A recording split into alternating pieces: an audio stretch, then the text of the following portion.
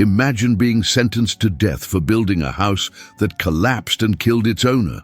In ancient Babylon, this wasn't a fictional story, it was law, and the man behind these laws would forever change the course of history. Among the sands of ancient Mesopotamia, a king raised not just an empire, but created humanity's first written code of laws. His name, Hammurabi. In the 18th century before Christ, when civilization was still in its infancy, a revolutionary ruler established the foundations of what we now call justice. This is the story of how a king transformed a small kingdom into one of the greatest empires of the ancient world. The land between the Tigris and Euphrates rivers was once home to numerous competing city-states, each with their own rulers and customs.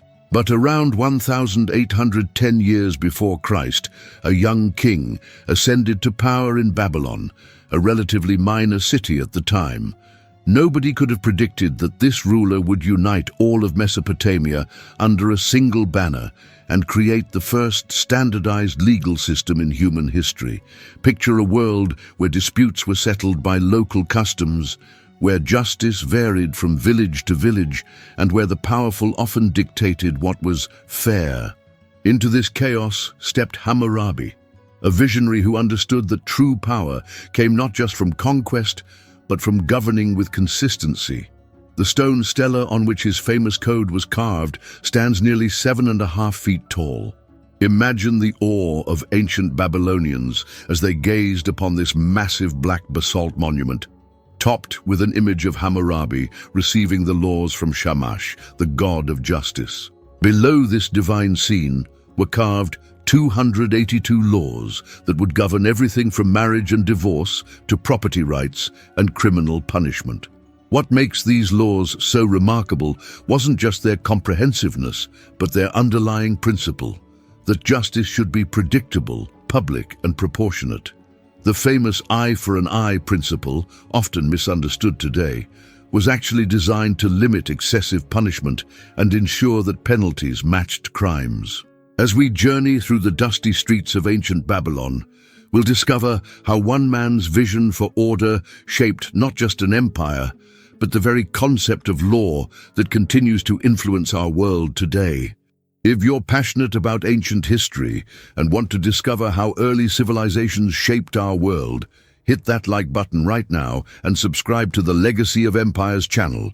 Turn on notifications so you don't miss any episodes about history's greatest empires. Before Hammurabi's rise to power, Babylon was little more than a modest city-state, a small dot on the vast map of Mesopotamia. Nestled along the banks of the Euphrates River, it was just one of dozens of competing kingdoms in a fragmented landscape. While cities like Ur and Uruk had already seen their golden ages come and go, Babylon was still waiting for its moment to shine. When Hammurabi inherited the throne from his father, Sin-Muballit, around 1792 before Christ, his kingdom controlled barely more than the city itself and a few surrounding villages. It's remarkable to think that this obscure ruler of a minor kingdom would eventually control an empire stretching across the entire Fertile Crescent.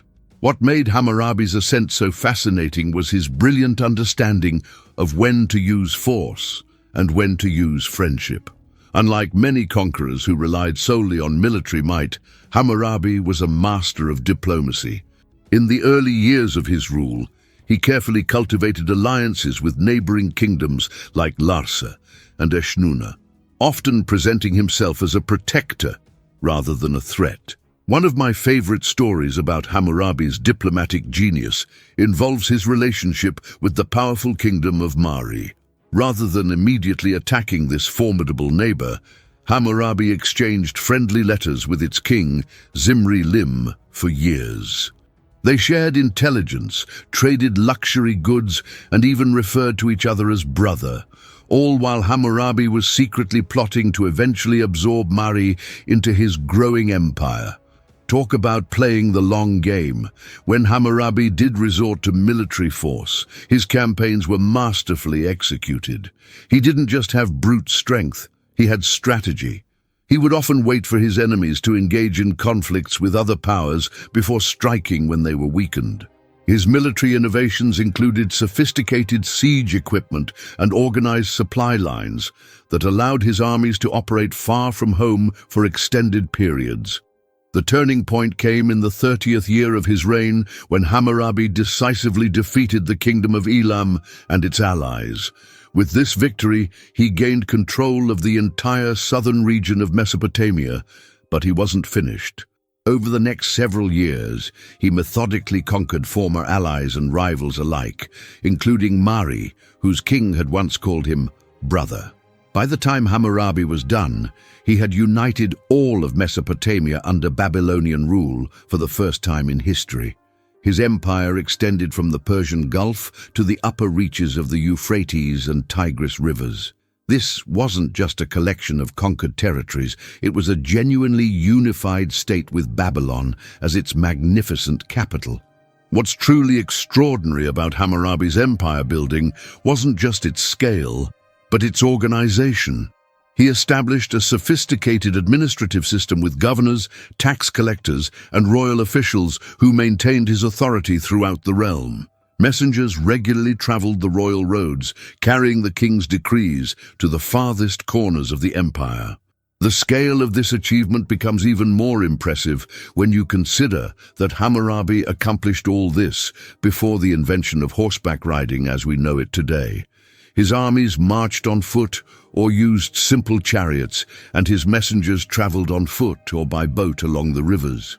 Hammurabi transformed Babylon from an insignificant city-state into the center of the world's most powerful empire. The city itself grew enormously under his rule, with its population swelling as wealth and people flowed in from conquered territories. Magnificent temples, palaces, and gardens made Babylon a wonder of the ancient world, setting the stage for its later reputation as history's most legendary city.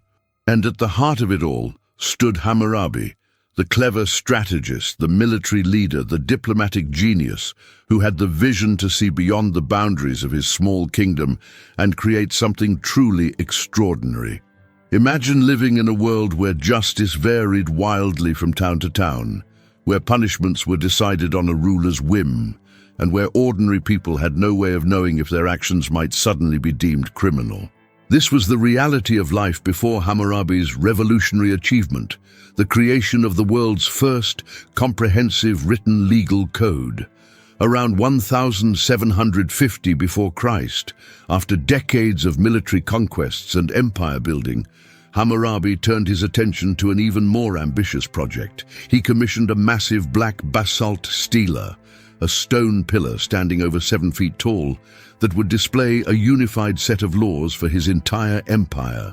This wasn't just a list of rules, it was a bold declaration that justice should be consistent, predictable, and accessible to all.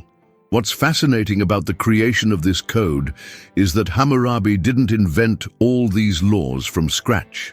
He was more like history's first great legal compiler.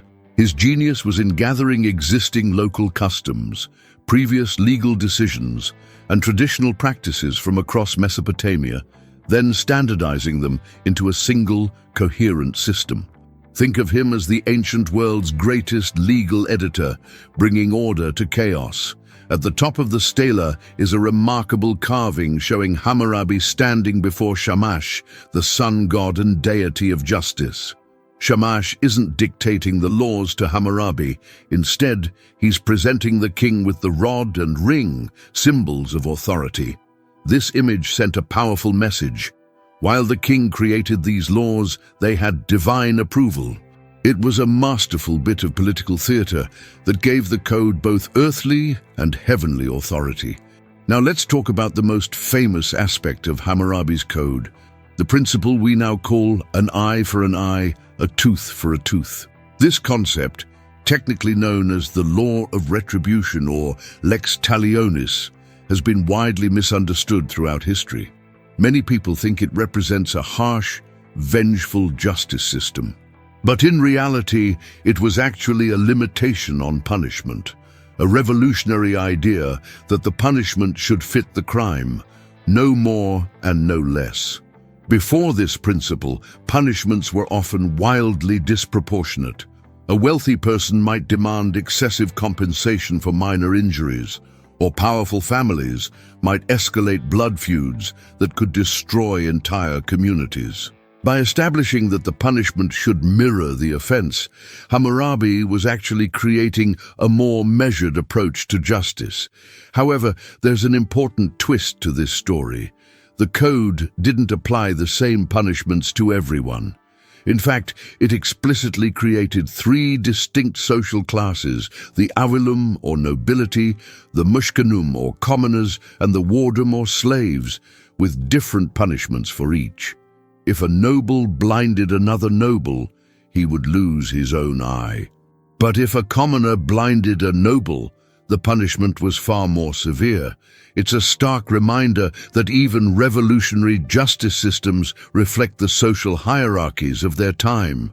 One of the most remarkable aspects of Hammurabi's legal system was how comprehensive it was. The code addressed everything from marriage, divorce, and inheritance to property disputes, agricultural regulations, and professional standards. There were laws about adoption, false accusations, and even medical malpractice. Did you know that a surgeon who caused the death of a patient could have his hands cut off? Talk about high-stakes healthcare. The code also featured numerous consumer protection laws that feel surprisingly modern. If a builder constructed a house that collapsed and killed the owner, the builder would be put to death.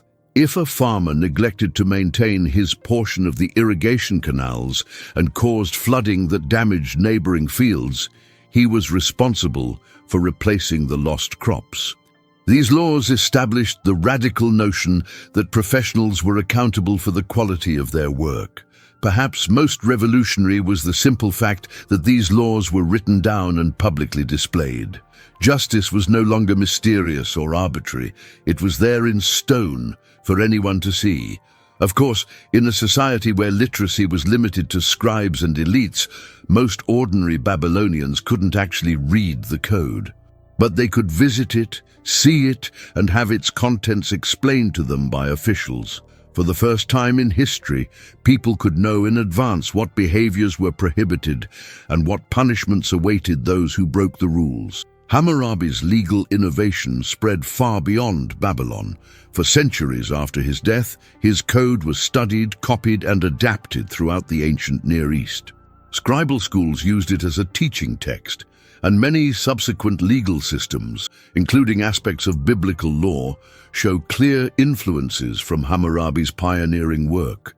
When we look at modern legal systems with their written constitutions, their proportional punishments, and their consumer protection laws, we're seeing echoes of an innovation that began nearly 4,000 years ago, with a king who understood that true civilization requires not just military might, but justice inscribed in stone.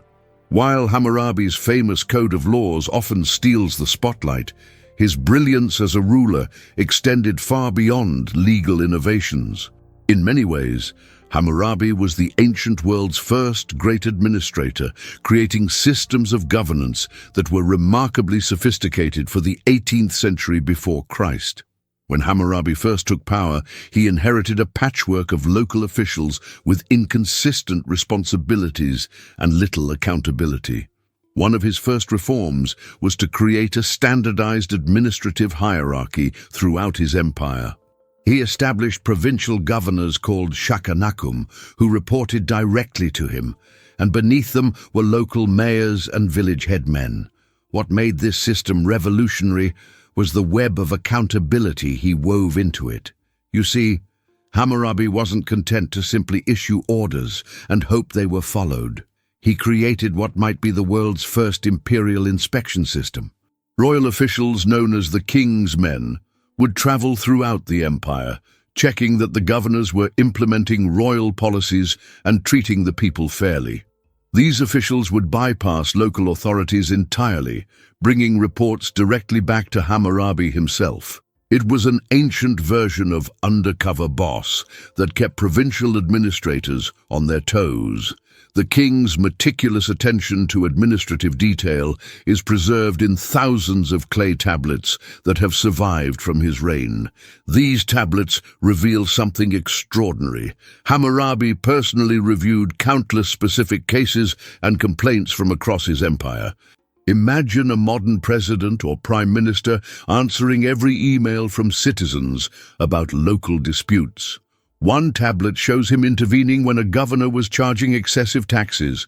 Another shows him ordering the release of citizens who had been unjustly imprisoned.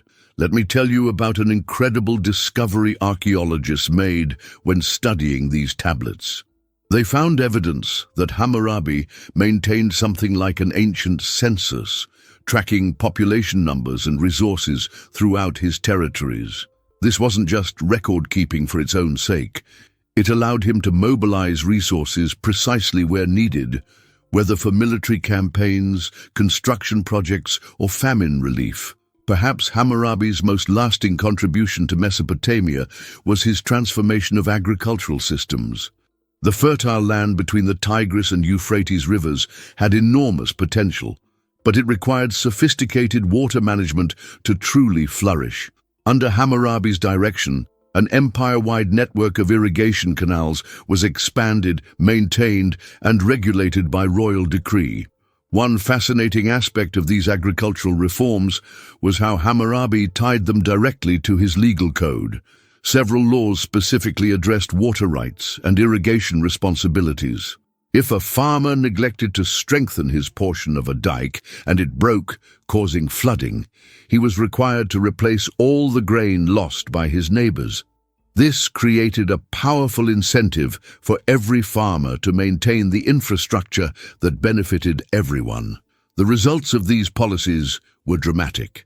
Agricultural production surged across Mesopotamia, supporting a population boom and generating wealth that funded Hammurabi's other ambitious projects. From our perspective today, we might call this infrastructure investment, but nearly 4,000 years ago, it was revolutionary statecraft. Urban development flourished under Hammurabi's rule as well. Babylon itself was transformed from a modest city into a metropolis that would eventually become legendary throughout the ancient world. The city walls were expanded and strengthened. New temples rose to honor the gods.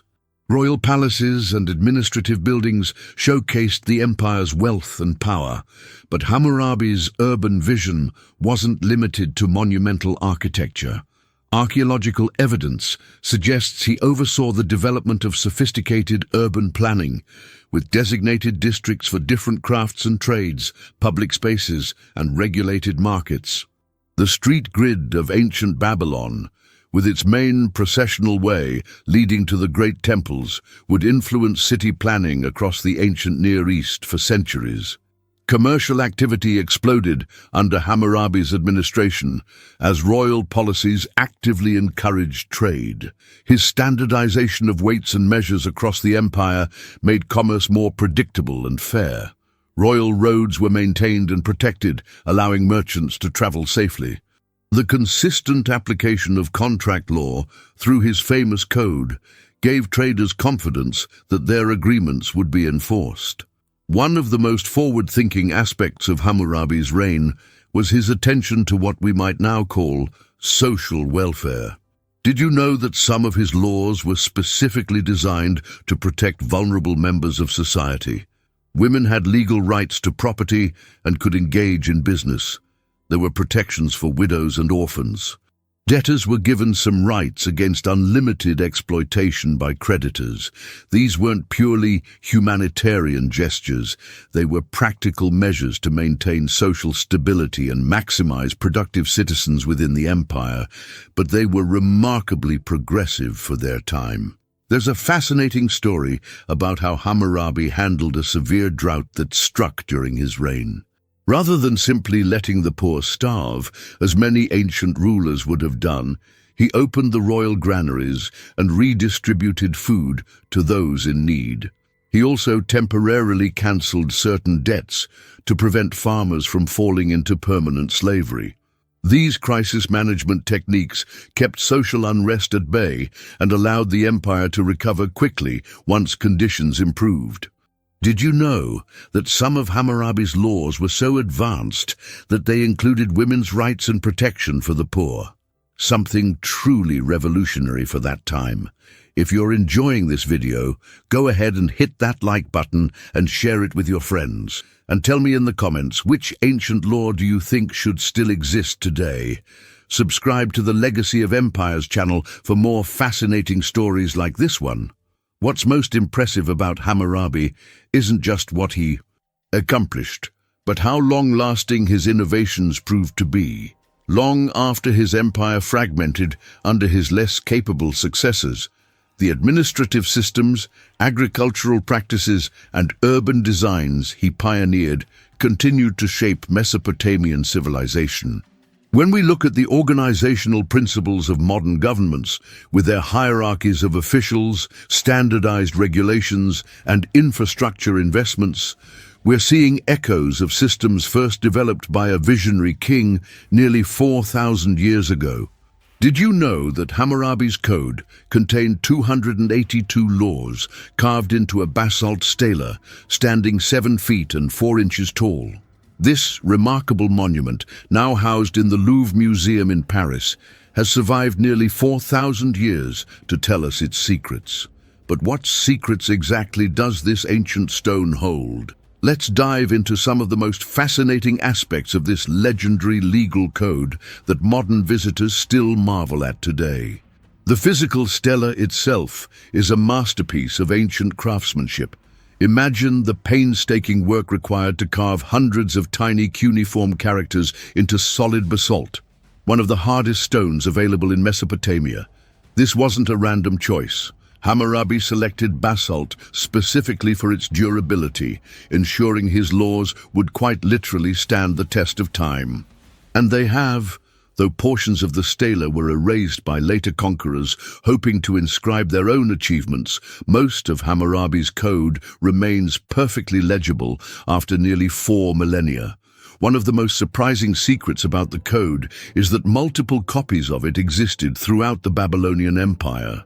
The famous stele in the Louvre was just one of many that Hammurabi had created and placed in major cities across his realm. This wasn't just practical governance, it was brilliant propaganda. Even in cities where few could read the actual text, the imposing stone monuments served as powerful symbols of the king's authority and justice. Now, let's talk about some of the most surprising laws in this ancient code. One of my favorites concerns what we might call ancient consumer protection. If you bought a slave in Babylon, you had a 1-month return policy. If within 30 days the slave developed a chronic illness or was claimed by a previous owner, you could get your money back. It's like an ancient version of a satisfaction guarantee. There were some surprisingly progressive medical regulations too. Doctors were paid on a sliding scale based on the patient's social class. A wealthy patient paid more than a poor one for the same procedure.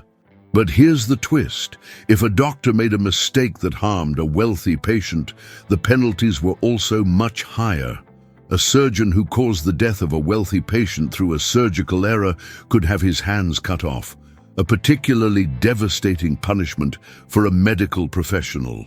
Some laws reveal fascinating glimpses into everyday Babylonian life.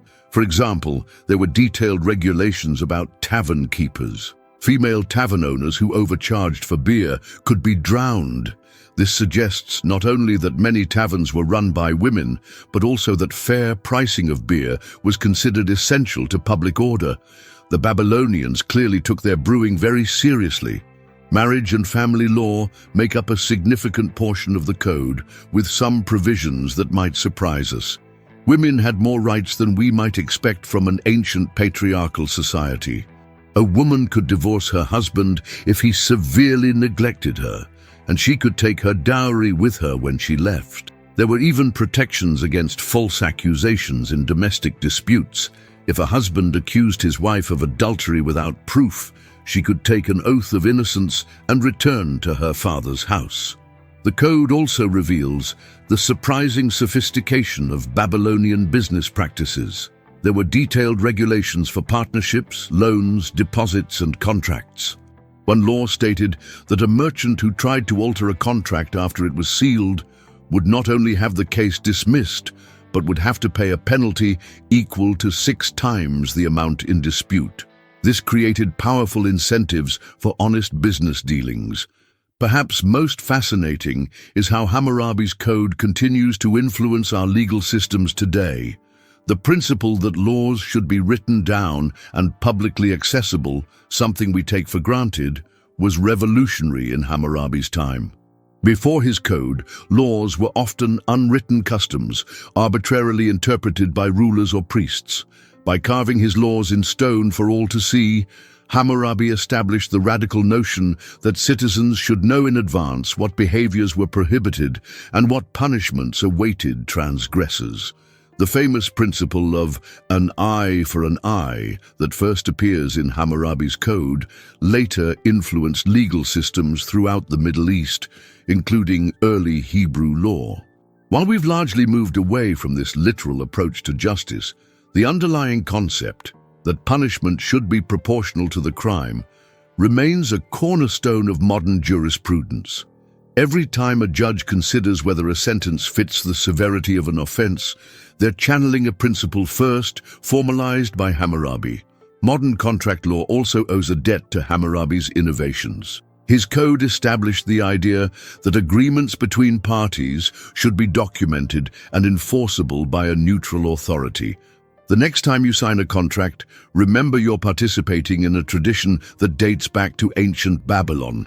Even our modern building codes trace their ancestry to Hammurabi. His famous law that a builder whose house collapses and kills the owner should himself be put to death established the revolutionary concept that professionals are responsible for the quality and safety of their work. Today's professional licensing, malpractice laws, and liability insurance all descend from this ancient principle. What's truly remarkable about Hammurabi's code isn't just its historical significance, but how familiar many of its concerns feel nearly 4,000 years later.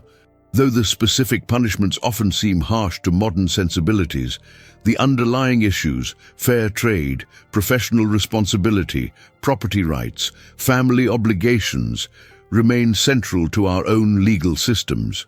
When judges don their robes, lawyers present their arguments, and legislatures debate new statutes, they're participating in a tradition of written law that began with an ambitious king who decided to carve justice into stone. Many civilizations have risen and fallen since Hammurabi's time. Empires have conquered and collapsed, religions have spread and receded.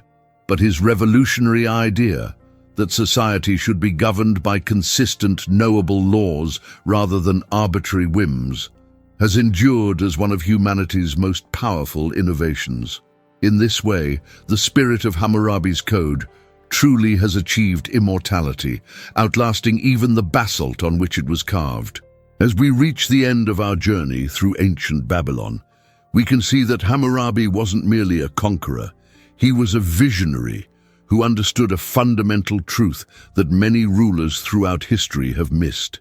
An empire cannot sustain itself by the strength of arms alone, but through the strength of laws. While his military campaigns expanded Babylon's borders, it was his legal and administrative innovations that transformed those conquests into a lasting civilization. What makes Hammurabi's achievements truly remarkable is their staying power. Nearly 4,000 years have passed since this king ruled over Mesopotamia, a span of time so vast it's difficult to comprehend. Entire civilizations have risen and fallen, languages have been born and died, religious beliefs have transformed beyond recognition. Yet the core principles Hammurabi established, that laws should be written down, that justice should be predictable, that rulers have responsibilities to their people, continue to echo in our modern courtrooms and legislatures. Perhaps the most fascinating aspect of Hammurabi's legacy is how it was nearly lost to history, only to be dramatically rediscovered. For thousands of years, His name was forgotten, his empire remembered only in fragments of other histories. Then, in December of 1901, a French archaeological team led by Jacques de Morgan made an extraordinary discovery at the ancient site of Susa in what is now Iran. There, they unearthed the magnificent stele bearing Hammurabi's laws, carried away as plunder by the Elamites in the 12th century before Christ and then buried by time and sand. When scholars translated the ancient cuneiform text, they were astonished to find a legal system far more sophisticated than anyone had imagined possible for that era. Hammurabi suddenly re-emerged into human consciousness, his wisdom speaking across millennia. It's a powerful reminder that even the greatest achievements can be forgotten, and that the past still holds secrets waiting to be uncovered. As we reflect on Hammurabi's story, we might wonder what he would think of our world today. Would he recognize the principles of his code in our modern legal systems? Would he be proud to see how his innovations in written law, proportional justice, and administrative governance have evolved? Or would he be shocked by how much has changed? What we do know is that Hammurabi understood something timeless about human societies, that people need clarity, consistency, and fairness to live together peacefully. In a world that often seems chaotic and unpredictable, this ancient king's insight that justice must be carved in stone for all to see remains as relevant today as it was nearly 4,000 years ago. The next time you see a courthouse with its scales of justice, or hear about a contract dispute being settled by law rather than force, or witness the ideal that no one, not even the powerful, should be above the law, remember Hammurabi. In these modern principles, his spirit lives on, his vision of justice still shaping our world in ways he could never have imagined. If you've been impressed by Hammurabi's story and want to learn more about the great empires of antiquity, don't forget to leave a like, share this video, and subscribe to the Legacy of Empires channel. Turn on notifications so you don't miss our next video about ancient civilizations. We'll see you on our next journey through history. One final thought as we part ways. Hammurabi's greatest strength wasn't his military might or even his legal genius. It was his understanding that true greatness comes from building something that outlasts you. In that sense, his achievement wasn't just creating an empire that dominated his lifetime, but establishing principles of justice that would endure for millennia after his name was forgotten. Perhaps that's the most powerful legacy any leader can hope for.